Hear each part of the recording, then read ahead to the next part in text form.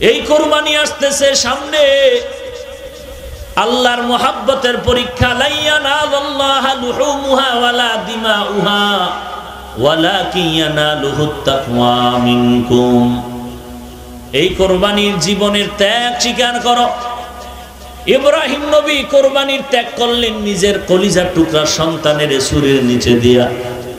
আর তোমার সন্তানের ছুরির নিচে দেওয়া লাগবে না, বরং তোমার কুরবানি হবে তুমি আল্লাহর পথে চলো, তোমার পরিবার তোমার সন্তান আল্লাহর পথে চালাও, এটাই হবে বড় কুরবানি। এরে নবীর উম্মতের দল, আর পশু যে কুরবানি দিবেন এটা তো একটা নমুনা। আল্লাহ এই ক্ষেত্রে বলে পশুর রক্ত আর এগুলো কিছু আল্লাহর কাছে পৌঁছে না। মক্কার মুশরিকেরাও বাইতুল্লাহ কাবা ঘরটারে সম্মান করত।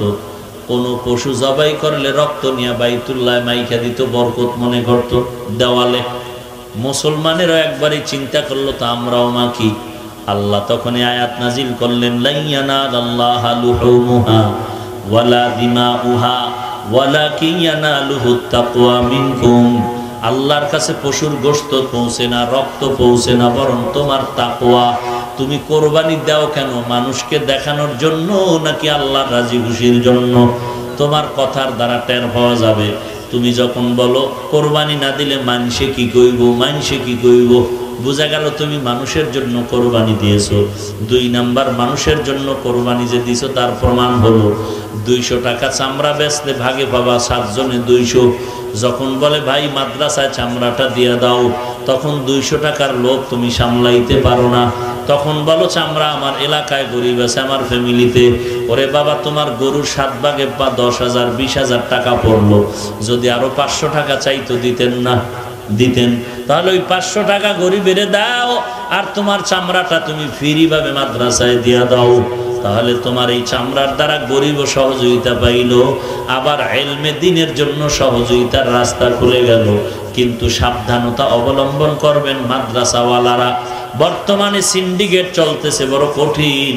চামড়ার দাম নাই নাই নাই নাই নাই নাই, ফ্রি দিলেও দেখা যায় ছাত্রদের রাইখা যেই টাকা পয়সা খানা দানার খরচ, চামড়া বিক্রি করলেও সেই সমান খরচ আর পাওয়া যায় না।